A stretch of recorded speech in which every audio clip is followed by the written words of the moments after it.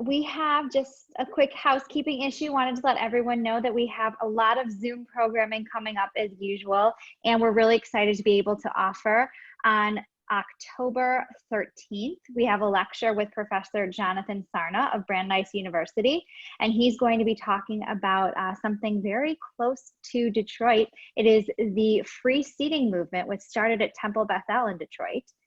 On October 22nd, we are going to be taking a virtual tour of Beth Am's Wool Bible Garden.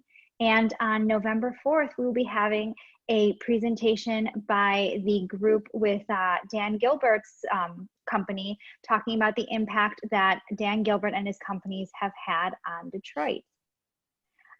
This evening, we are very fortunate to have with us Dina Routin Pyle. She is a poet who was born and raised in Jerusalem. She has a master's in literature, and she has been living in Michigan for the last 10 years. And for the last 4 years has been leading deep dive poetry discussions into Israeli poetry, which give a really powerful and intimate look at Israeli culture. This evening, she's going to be doing a deep dive into two opposing, almost, I guess they could say seemingly opposing things, the songs Jerusalem of Gold and Jerusalem of Iron. So without any further introduction, I will welcome Dina Routin Pyle. And also, if there are any questions or anything, please feel free to either raise your hand or to submit questions to me via the chat, and I will ask them to Dina. Tonight's going to be a little bit more of a free-form discussion when we get into that portion. All right. Thank you so much for having me tonight. I'm very excited. And as I mentioned before to Kara, once you have a good story, nothing can go wrong. I think this is one of the greatest stories in Israeli culture. And I have to say that I grew up with some sort of notion about Jerusalem of Gold, but once I looked into it, I was surprised. And it's just such a good story to tell. So let's start. Jerusalem of Gold is one of the most popular, well-known Israeli songs around the world, almost like Hava Nagira. And many people either know about it, maybe they even know the lyrics to it, and they also know that it's connected to the Six-Day War. But very few know how it came about and what happened after the song was written and performed. So let's set the background to the making of Jerusalem of Gold. The year is 1967. Jerusalem is still a city that is split to west and east. Even the old city was still split. The Western Wall is still in the hands of the Jordanians. And in the entire country, there was an element of terror, of horror, of what is going to happen. In the border with Syria, there was still a battle on the water taking place, which meant the Syrians and the Israelis were fighting over the rivers. Who will get the water? Israel created the national water carrier about 10 years prior to that, and the Syrians literally tried to tilt the Banias River so that water would not go through all of Israel.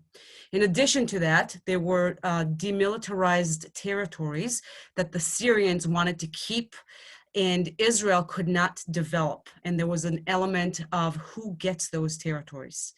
In the south, the border with Egypt also raised many, many issues. In 1967, the Egyptians are beginning to transport their military forces into Sinai. And they did that in daylight. They wanted the world to know that they're doing it. They also demanded that the UN leaves the area so that their forces will be there.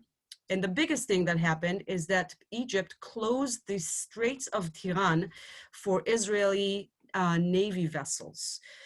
In addition to that, the PLO was just established, and their soldiers started penetrating Israel and attacking Israeli targets, and mainly civilians. And the hope was, coming from Egypt and Syria, that Israel would have to retaliate and attack back, and therefore they would have an excuse for a war. In addition to that, you have the Cold War in the background, where Syria was allying with Egypt, and the United States was friends of Israel. And adding to that tension, if that wasn't enough, everyone knew that the Arab population wanted to revenge their terrible loss of 1948. And it was only a matter of time of when a war would break. But that doesn't mean that life didn't continue in Israel and that culture did not take place, art and music and the rest of it. And at the time, there was a very interesting tradition.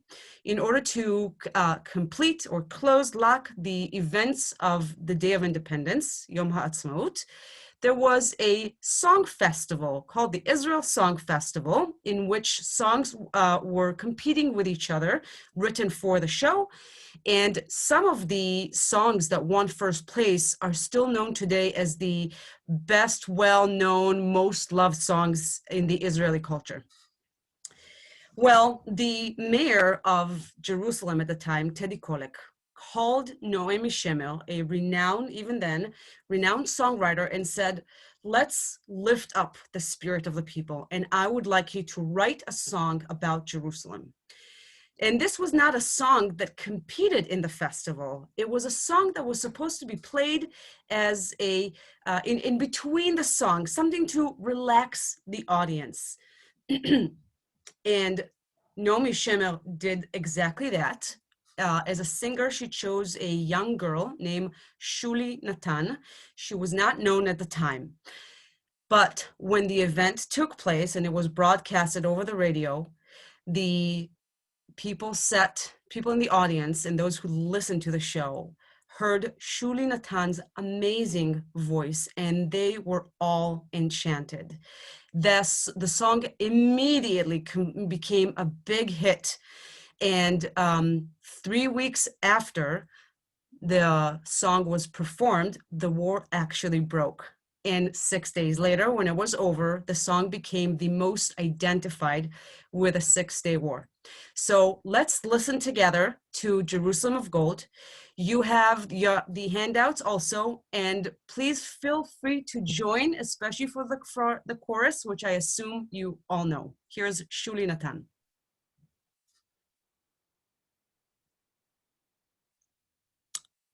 We cannot hear.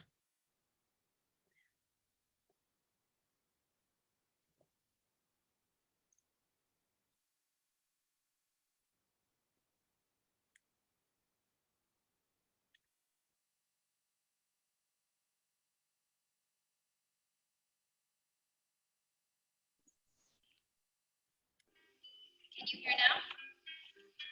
Yeah, just.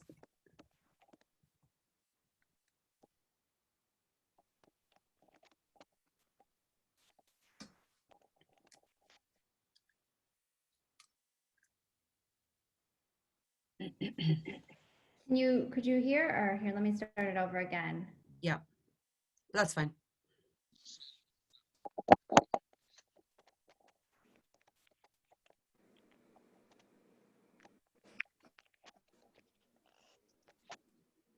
Nope, still not.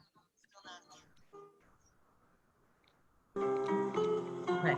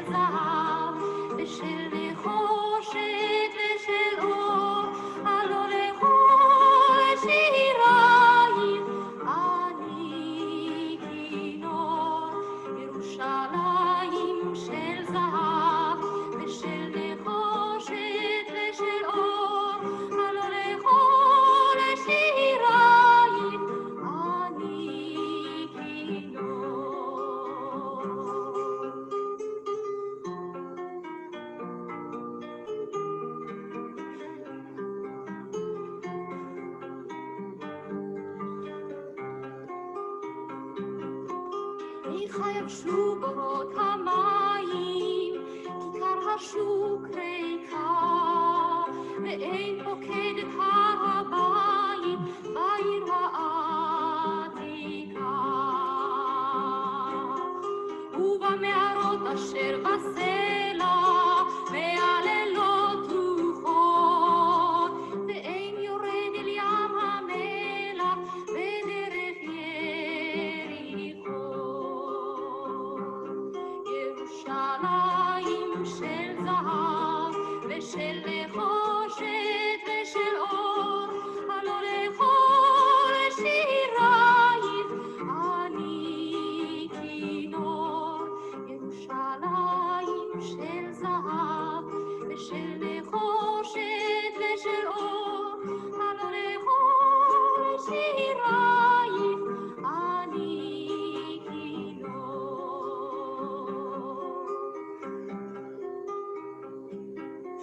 אך בבואי היום לשיר אלך, ולך לקשור כתרים, קטונתי מצעיר בנייך, ומאחרון המשוררים. כי שמך צורב את השפתיים, כי נשיקת צרב, אם אשכחך ירושלים, אשר כולה זהב.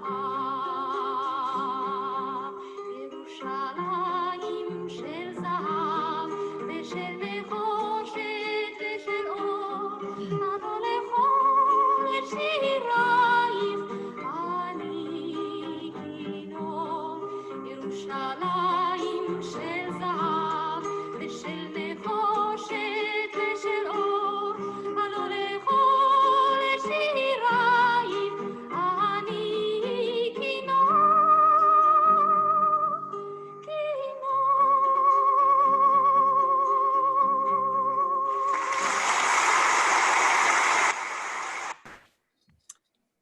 Okay, have you noticed that your handout has 9 stanzas, but only 7 were sung? Does anybody have an idea why? Why is that?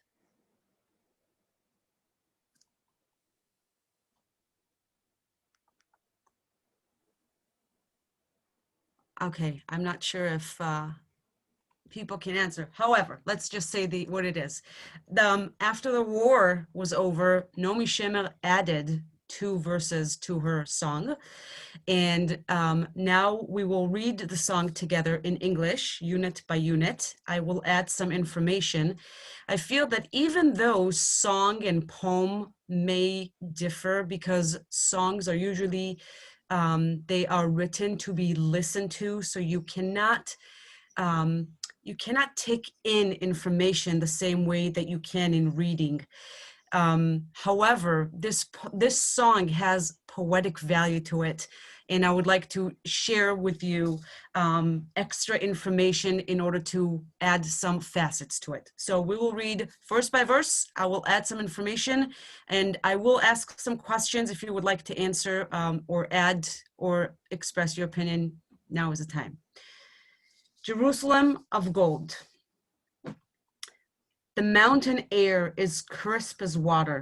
The scent of pines around is carried on the breeze of twilight, and tinkling bells resound. Even though Naomi Shemer is a songwriter, she definitely had a poetic value to her songs. And one of the poetic tools that is used here is synesthesia, which is a putting different scents together. So we get the color from the wine, we get the smell of the pines, we get the touch, right, that is carried in the wind, and we hear the bells of the sound of the bells. And what she's doing here, poetically speaking, is that in order to feel Jerusalem, you use all your senses, or in other words, you can use any sense that you have in order to feel Jerusalem. The trees and stones there softly slumber, a dream enfolds them all. So solitary lies the city, and at its heart, a wall. You know, one of the issue with translation, no matter what language you're talking about or what script you're talking about, is what is lost in translation. In Hebrew, in the second line, the third line, it is said, Ha'ir asher badad yoshevet. The word badad in Hebrew, solitary, is very unique and creates an immediate biblical reference. Does anybody have an idea where that comes from? You can raise your hand if you know.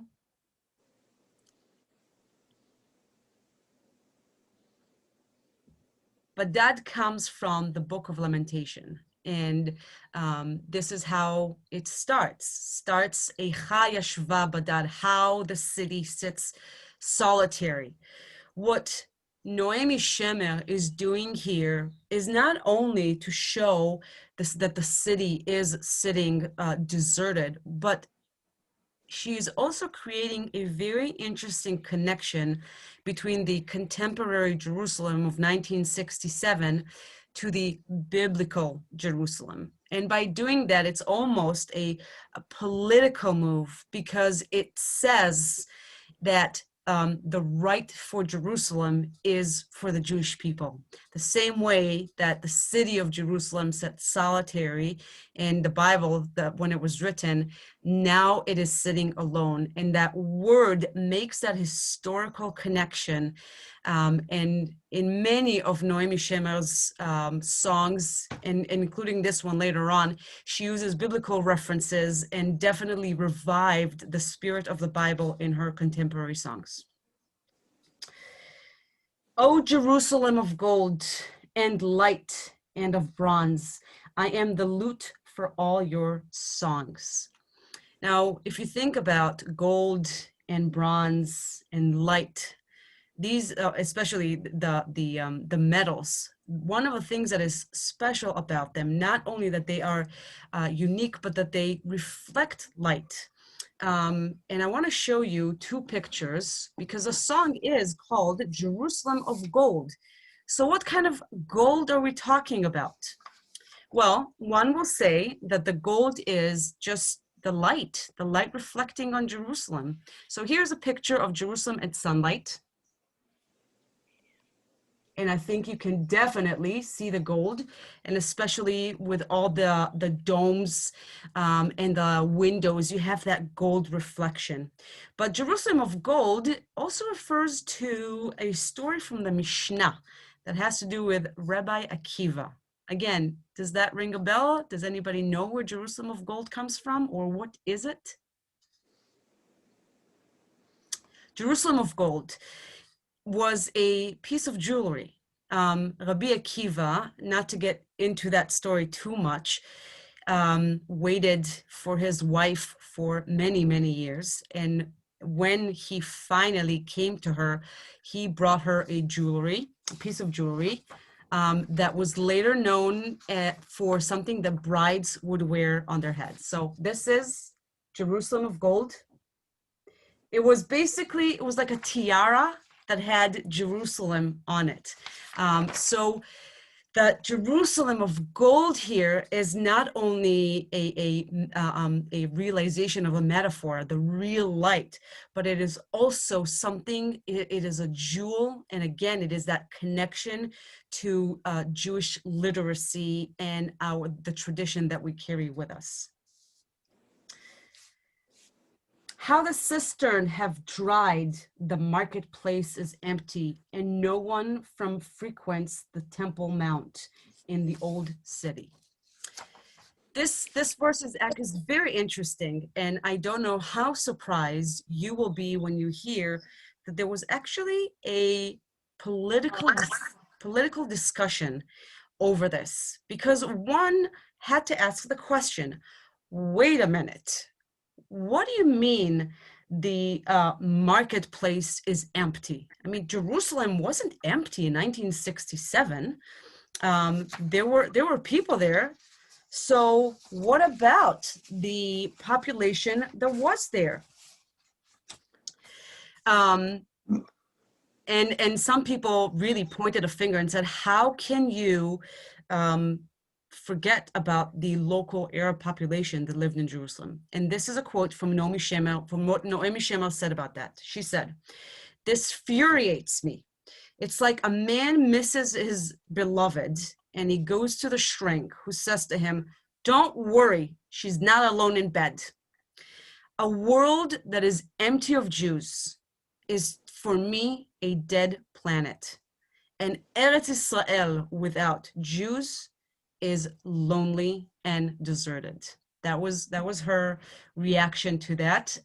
But this song definitely created some sort of discussion, political discussion. Some people were very, very mad that she wrote that.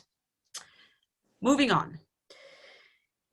"And in the caves in the mountains, winds are howling, and no one descends to the Dead Sea by the way of Jericho." The reason for that was geographically and politically, the route belonged to the Jordanians, and this is a description of the time of the borders, and we will see how that will change later on. "But as I sing to you, my city, and you with crowns adorn, I am the least of all your children, of all your poets born." Two things about that. What are the crowns here? Again, a question. I don't know if anybody has an idea what those crowns refer to. What is a city that is crowned adorned? Very, very interesting reference here. Crown can be taken as something valuable or it high, like royalty.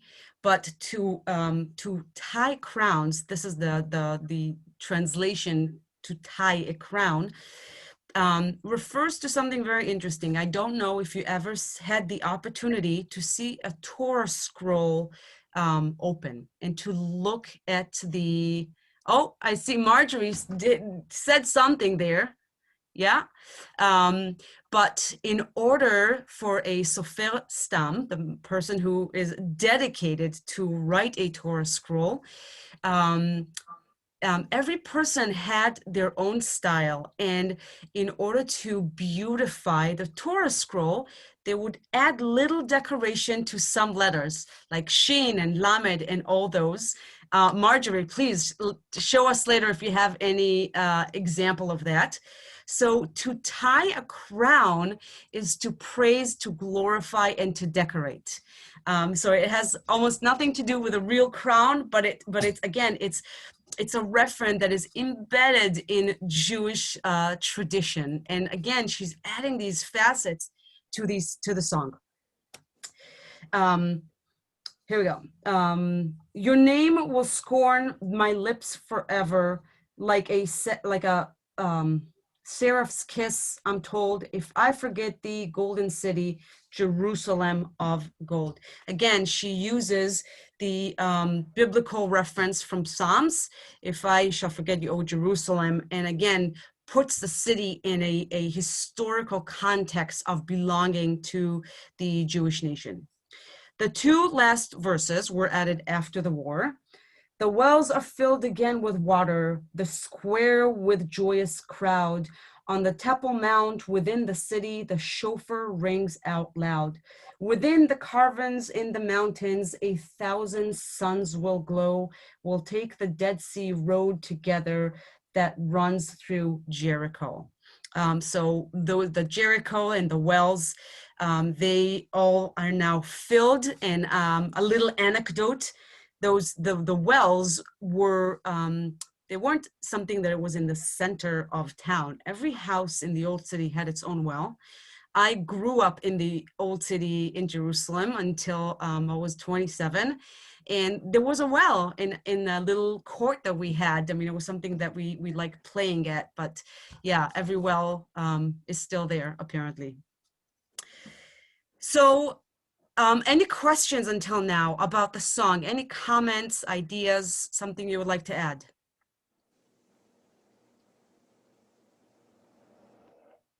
All right. So Jerusalem of Gold has about 300 covers to it. And definitely it is, until now, one of the most beloved songs in Hebrew culture. But after all, you knew all that. I didn't have to tell you all that. Now the real story begins. One of the soldiers that liberated the old city was a young soldier named Meir Ariel. After they left Jerusalem, they sat on a bus, and the bus took them to the Golan Heights. And of course, what was playing in the radio? Jerusalem of Gold. Well, Meir Ariel was already known among his friends as the joker, the singer. He would make these little tunes, and as soon as he heard Jerusalem of Gold, he took a piece of paper and wrote something down. He wrote a song called Jerusalem of Iron, and 3 weeks after the war was over, there was a party, right? End of war party for the paratroopers. He was a paratrooper that took place in Jerusalem. One of the people who attended that party was the known singer Nechama Handel. And when Meir Ariel's friends, when his friends saw her, they were so excited. They ran to her and said, listen, our friend here, the singing paratrooper, is what they called him. He wrote a song. He wrote a cover to the song by Naomi Shemer. You have to play it. So at that party, Nechama Handel goes on stage with her guitar, followed by Meir Ariel himself, and they sang their song. So we will not hear the whole song, but I just want you to hear the beginning of it with his voice. מצאנו לב אוהב, באנו להרחיב גבולייך ולמגר אויב. מכל מרגמותיו רבינו, ושחר קם פתאום. הוא רק עלה, עוד לא הלבין הוא, וכבר היה אדום.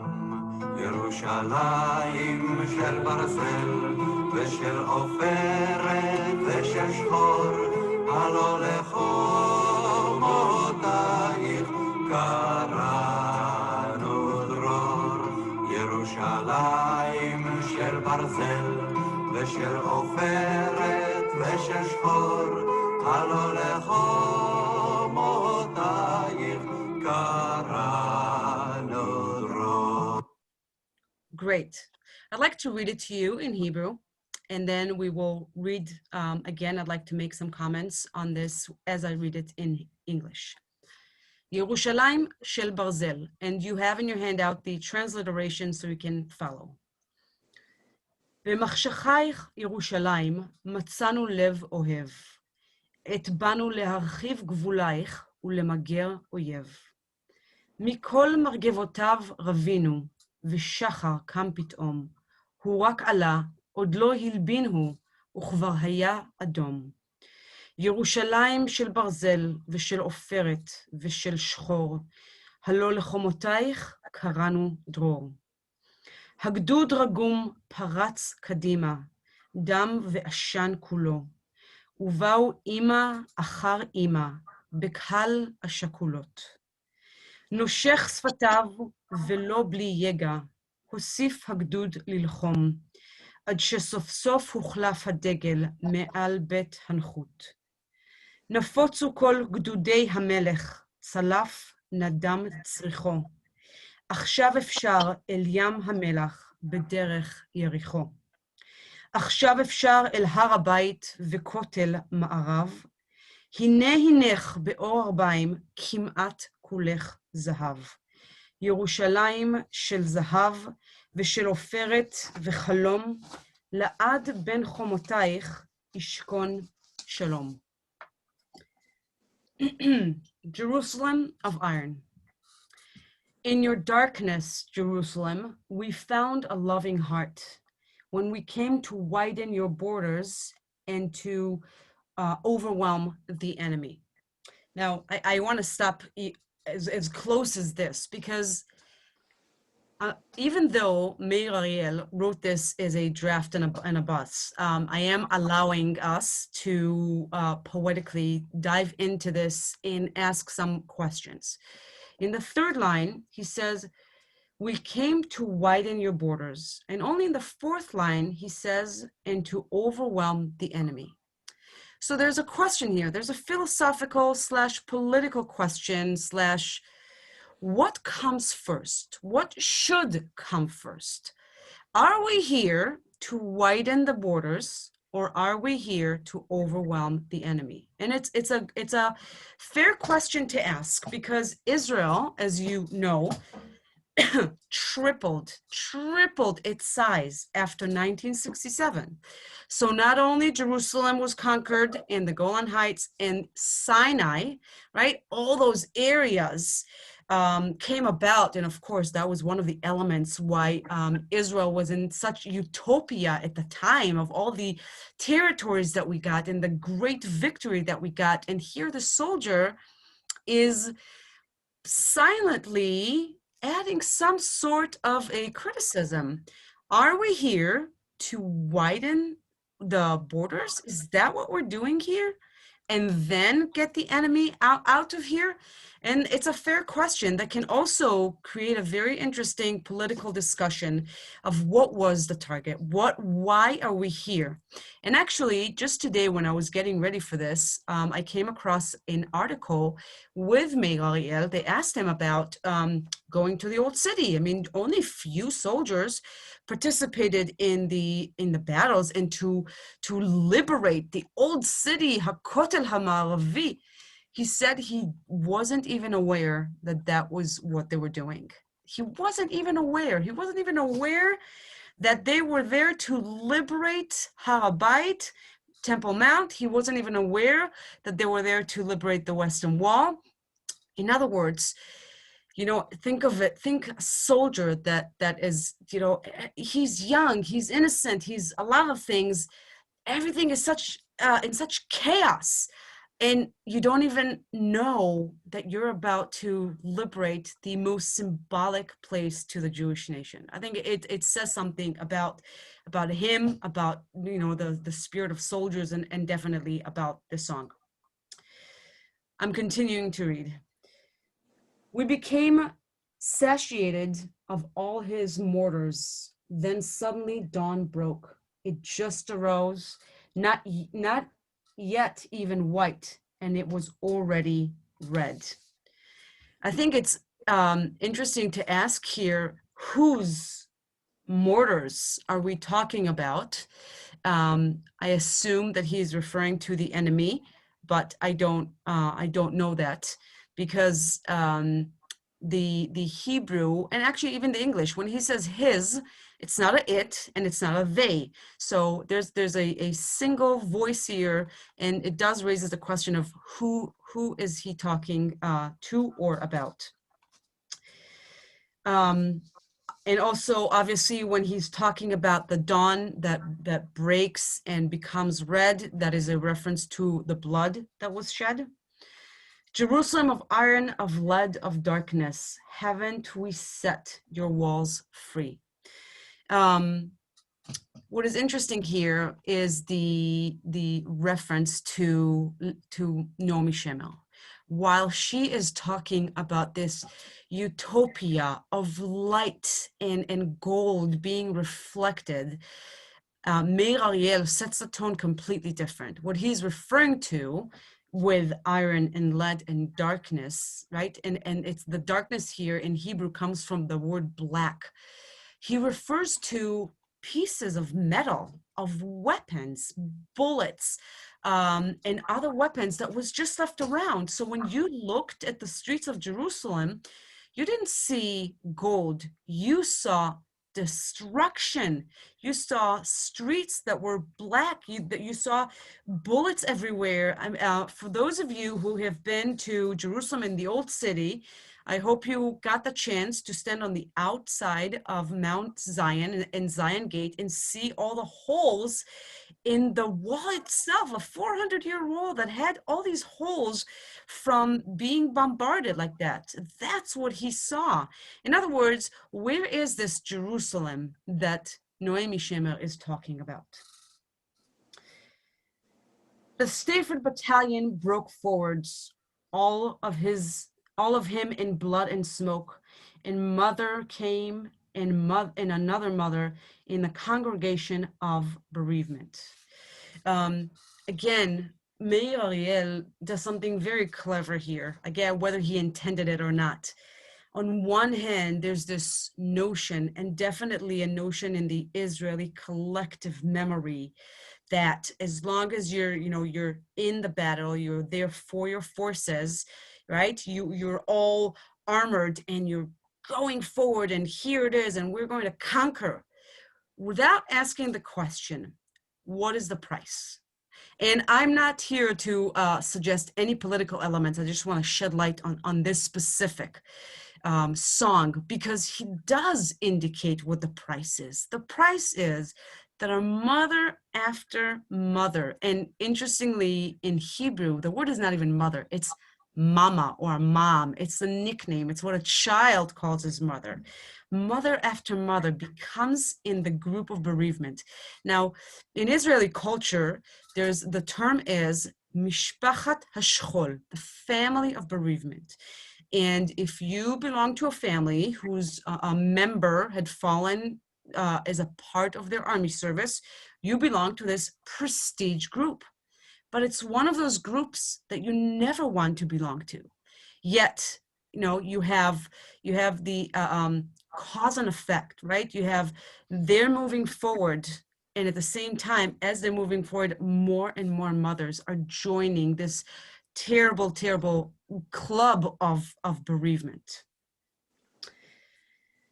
The king's army dispersed. The sniper, his tower is silent. Now it is possible to go to the Dead Sea by the way of Jericho. So again, this comes right after the bereavement element, and said, okay, we have the mothers going, but at least now we can go to the Dead Sea through Jericho. And he, in a way, he ridicules this aspiration of if we could only go to the Dead Sea through Jericho. Yeah, now the road is paved, but at what price? Now it is possible to this. Just a second, I just want to see that. No, one more. I think did I forget this? No. Yeah, I'm sorry.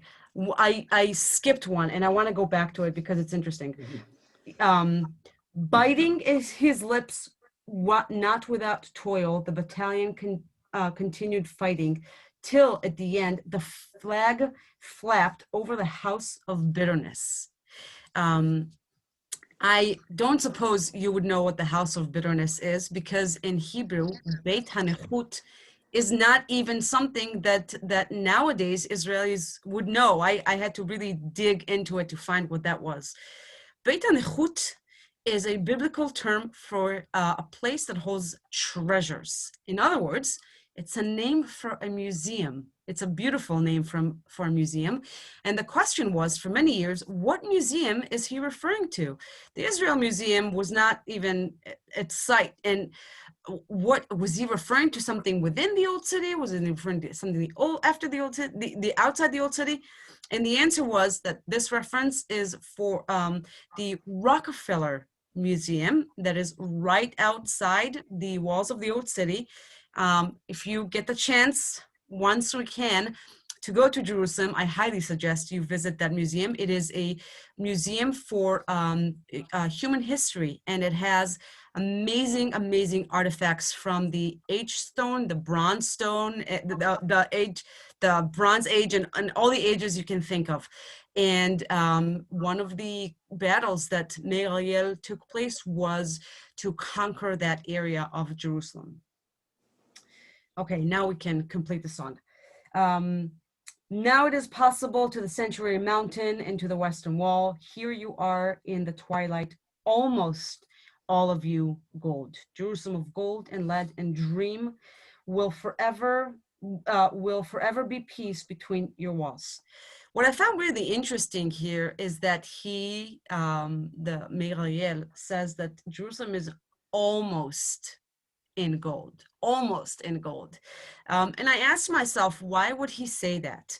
I mean, if we're looking at Jerusalem of gold as in sunset, there's no question that once the sun sets on the domes of Jerusalem, all of it is lit.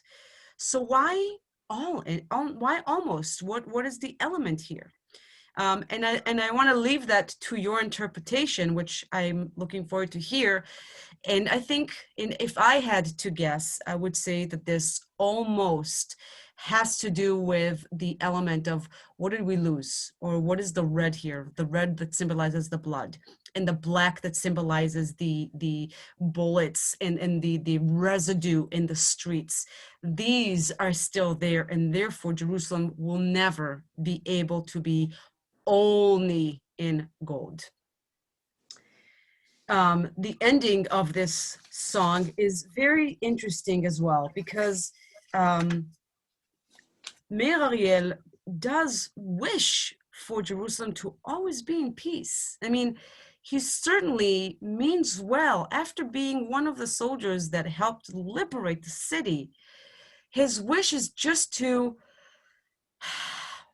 continue the element of peace, that we don't have to do this again. Well, once this song was published, it was not published, I'm sorry, broadcasted,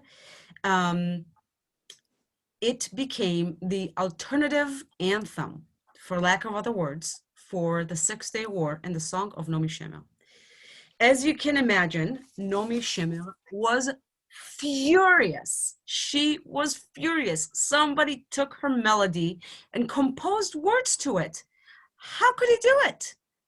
She rang him and threatened to take him to court over this.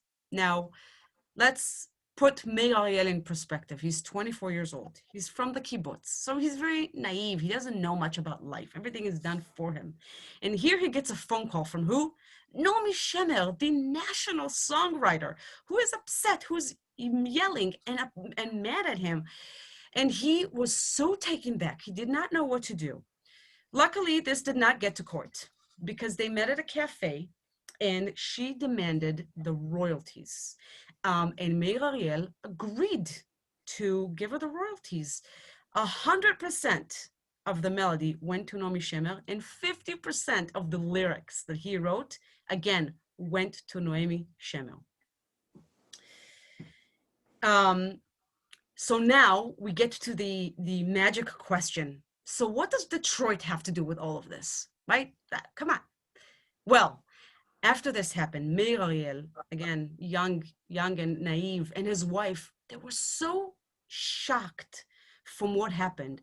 He said, all I meant was to write a song to be played at our party. I never meant this to become national. I never meant this to be broadcasted in the radio. I didn't want this to become anybody's alternative anthem. I did not want this. So him and his wife left Israel. Where did they go? Detroit. And I do have to say that when I first looked into this song, I had no idea that there was a Detroit connection. When I told a friend of mine about this lecture that I'm working on, she said, "You know, he was here." I said, what do you mean he was here? There's no way he was here. She said, yeah, he came as a part of a kibbutz, a kvutza, hashomer. I don't remember exactly, but he, through the kibbutzim, he came to Detroit as a shaliach. It was more on the left wing, politically speaking, not so much about Zion. And he was here for 2 years, him and his wife. Some people that I know still remember those times, so 1968 till 1970. I don't know if any of you were involved at the time with shlichim from Israel, but Meir Ariel was here. So 2 years later, they came back. People had forgotten who the singing paratrooper was, and he was able to start a musical career that was very, very, very successful. I want to read to you a quote from his wife after this whole fiasco happened with Naomi Shemer. She said, "I never forgave her. I never forgave about her for the way that she hurt Meir. But even more than that, I was upset that the song was forgotten. They told us it was too depressing. But Meir wrote it, as she says, in the blood of his heart. And the song represented the real Jerusalem and not, and I quote, faked Jerusalem that Naomi Shemer created in her song." Meir Ariel, as I mentioned, continued to a very successful musical career. He died very suddenly in 1999. He was only 57 as complication from a mosquito bite. And his death was a huge tragedy. And there's almost like a cult of Meir Ariel in Israel. People who admire his songs. There's so many covers to his songs, and he's so beloved and known. Nowadays, not too many people know about Jerusalem of Iron. They're more into the songs that followed. But the story doesn't end here. You know, we will ask the question in a few minutes of, you know, which Jerusalem do we feel close to, the iron or the gold? We'll get to that. But there's one more element to the story. So we're going back in time, back to 1967, 68, 69. Shortly after the war was over, an expert in Hebrew songs, Israeli songs, a man named Eliyahu HaKohen, I don't know who he is, so I don't expect anybody to know, created a series of lectures, which he called "Who is an Israeli Song?" And his point was to show that a Hebrew song doesn't necessarily need to be original, and it doesn't necessarily need to have roots of only Jewish or Yiddishkeit inspiration. And it's okay for a Hebrew song to have different inspirations. You know, the number one example to that is the Israeli national anthem. I don't know if you know, but the melody is not original. It's actually from Romania. It comes from a folk song in Romanian, later related to Smetana that wrote My Vlast, My Country. And when you listen to those two pieces, you're shocked. You're like, how could it be? But it can be. And one of the songs that he played in his lecture was a Basque folk song, and it's called Pio Josepe. Interestingly enough, this song tells a story about a woman who got pregnant and goes to the father of the baby, and he refuses to take responsibility. That is what the song is about. And interestingly enough, Nechama Hendel, the same Nechama Hendel that sang with Meir Ariel, actually recorded a performance of her. She created a cover of this Basque song by herself. And the lecturer said that there are resemblance between the Basque and Jerusalem of gold. Of course, as you can imagine, Naomi Shemer heard that and she was furious. What do you mean there's a resemblance? This cannot be. No way. Take it out.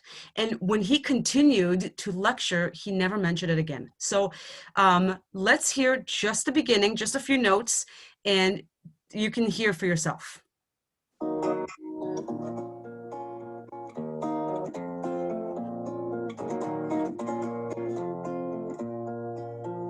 Peyo Josepe tabernandala, jauraja jodala, raulen, etxera joanda esanen mendu, ez da neria izanez. That's it. We don't need to hear more. Right? Okay. So, do they resemble? Is there something into this? Can it be that Naomi Shemer, who accused Meir Ariel in stealing, infringement, stealing her song. Can it be that she stole someone else's melody? So Naomi Shemer, over the years, continuously denied this. She said, absolutely not. There's nothing to it. And even in the year 2000, this was only 4 years before she passed away, and I quote, she said in an interview, the song does not resemble at all. It is just a tiny bit of resemblance, something that happens on a weekly basis, something that stick to you like dust. Okay, that's what she referred to it. So yeah, in 2004, Naomi Shemer died of cancer. And a few weeks before she died, she wrote a letter to one of her dear friends, and his name is Gil Aldema. He used to play music with her. And I would like to read this to you. I have the letter here in Hebrew, so I'm going free translation on you. Dear Gil, you're the only person on earth, except my family, that needs to know the truth about Jerusalem of gold. And here it is. In the mid-60s, Nechama Hendel, the same Nechama Hendel that we mentioned a couple of times, used to come visit me. We would spend hours together laughing, singing, cooking, and eating. I used to make her couscous and soup. Nothing was written down, nothing was recorded. And I guess that maybe in one of those meetings, Nechama sang to me that lullaby, that folk song, Basque, and it came through one ear and left the other. And in the winter of 1967, when I was contemplating, here I'm reading this, as I was contemplating Jerusalem of Gold, that song must have crawled to me without knowing. I did not even know that a mysterious hand dictated some changes, moving from major in the fourth movement, the skvanza, da da da da. Turns out that someone must have defended me and provided me the 8 notes that give me the right to a version of my own to a folk song. But that was all done, as I said, without knowing. Only a year or two after the war, I heard from friends that Eliyahu Cohen, in his lecture about the Basque folk song, mentioned it as an influence for Jerusalem of Gold. I was terribly angry, and I even told him that he must stop these nonsense. And then I horrifiedly remember that indeed, Nechama sang to me something like this at the time. I panicked so badly that I could only remember the first note. And it took 20 years until a journalist gave me the source. I consider this whole thing as a fortunate work accident. It's so fortunate that maybe that's why I got sick. And the only console I find in this is that I tell myself that maybe this tune belonged to the converso and I brought this tune home. Now you know, Gil, the truth, and I give you permission to publicize it and put it in the paper. So this was published in 2005. And the interesting thing about all this is that Eliyahu Cohen, who created these lectures, and even the singer, his name is Paco Ibnez, who performed this song in Israel in 1962, they said, we don't think that she stole anything. I mean, we all have inspirations. I don't see the big deal. I mean, you hear something, you write something. It's not, she thinks that that's why she got sick. This doesn't make any sense. I think the point was that she refused to admit the similarities. Until her deathbed, she refused to admit that there was a similarity, that she was inspired by someone, and that she made a mistake by accusing Meir Ariel of doing the same. Not to mention that I was thinking about that, to say to yourself, maybe it's a melody of the converso, and if that's the story she told herself, that is fine. However, I truly doubt that the Jewish community in the Basque in northern Spain sang a song about a mother, a wedlock woman who is trying to find the father for her child. Okay, Nicha, let it be. I want to read to you, and by this we will close this beautiful story. The wife of Meir Ariel said the following after she heard that. She said, "This is poetic justice. But it is hard to reconcile this with Naomi Shemer because she's now passed away. But I would hope that by now the song will be heard in the radio for the memory of Meir Ariel and the memory of the paratroopers who liberated the old city. So there you go. This is the story of Jerusalem of Gold. Not one episode, not two episodes, three, a three-part story to Jerusalem of Gold. And now is the time to open this for discussion and questions. I would love to hear whatever you have in mind. Yes, Paul. Well, thank you for the nice presentation. You mentioned an either or for the meaning of the songs. And to me, it seems like they're both relevant. There's the Jerusalem of history and of imagination, of theology, of remembrance, of feelings. And then there's the Jerusalem that's always been battled over. This war wasn't new. There were other wars. And many times it had been destroyed and blood ran in the streets many times. So there's two Jerusalems.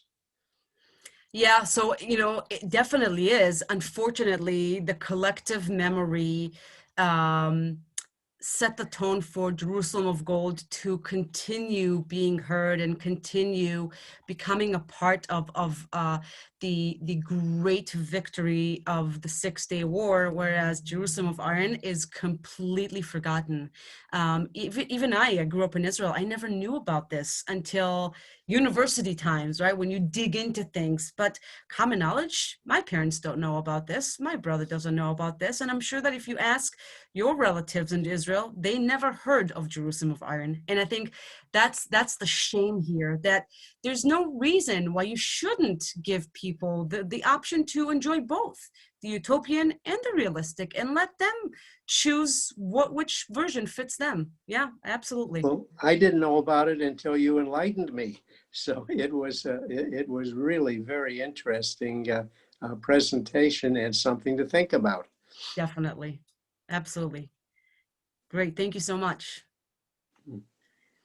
Yes, Ed. Can I go back to one of the last things you talked about? Did I understand correctly that there is a Jewish community in Basque country? There was. So there were two, there was a village and a city. The village was called, I just wrote it down, something like Belemaste, or a forgotten place. There were only 11 families at the time of the end of the 15th century when the Jews were expelled. And it's a nice story, actually, because the members of the town did not want to expel them at all, and they didn't have to go to across the ocean. All they had to do is go outside the city limits, and they continued to stay there. However, there was a very active in Vitoria. Vitoria is a city in the Basque area, and that city, all the Jews were indeed expelled at the time in 1492. Yes, yeah. Now there's nothing left. After in those areas, the community was not able to revive itself. But the Basque composer you suggested was a crypto Jew?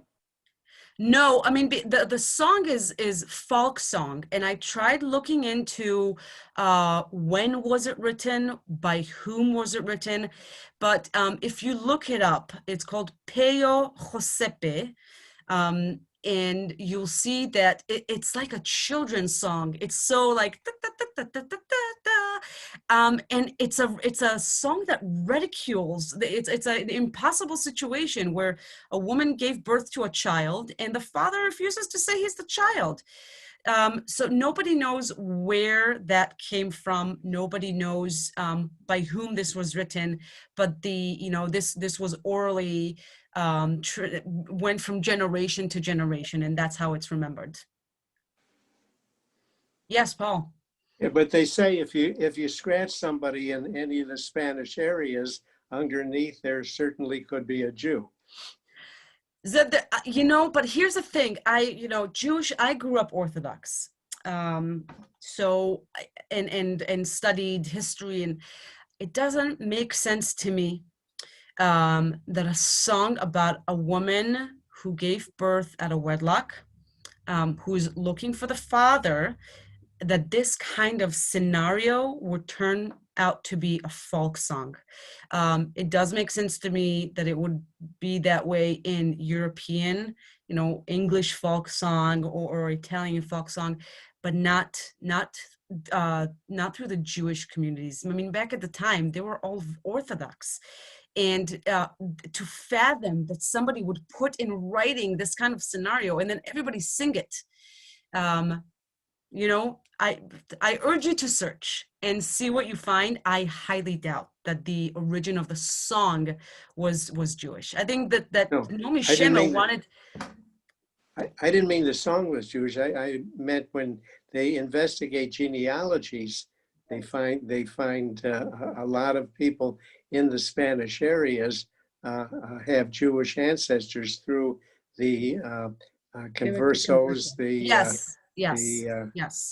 True. Moranos. Yeah.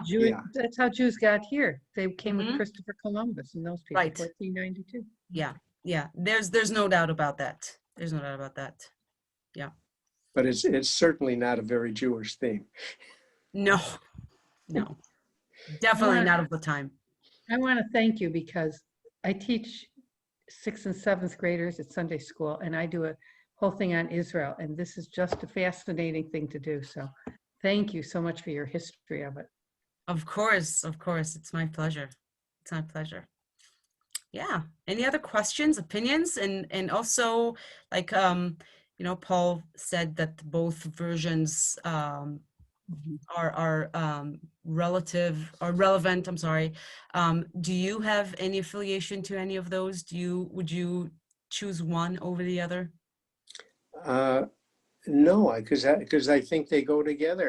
I wasn't aware of the Jerusalem of Iron, and the title of the talk really intrigued me to sign up for it, and it filled a gap in my knowledge. And but now that I have the presentation and I have some insight, I think they're both relevant.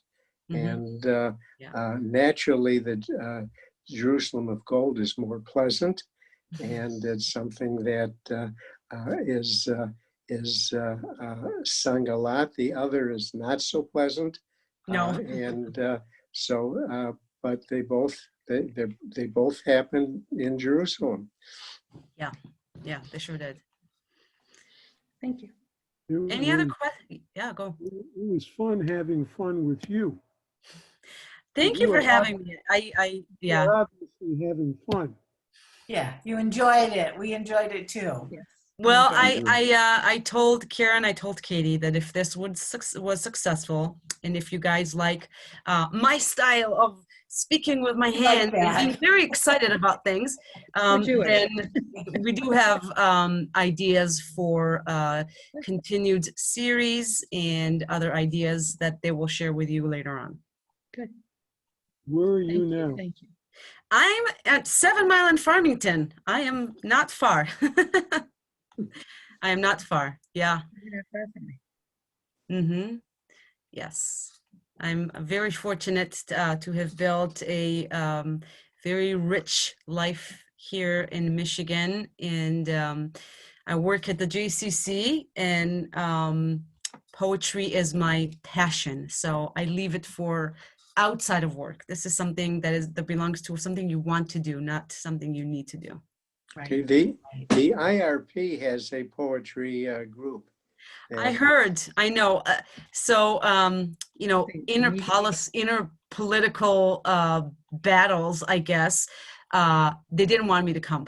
And that's okay. I guess they have their own person, and that I'm not getting into that. Oh no, they have a leader, Melissa Estrin. Mm-hmm. But I can't believe you wouldn't be a welcome participant.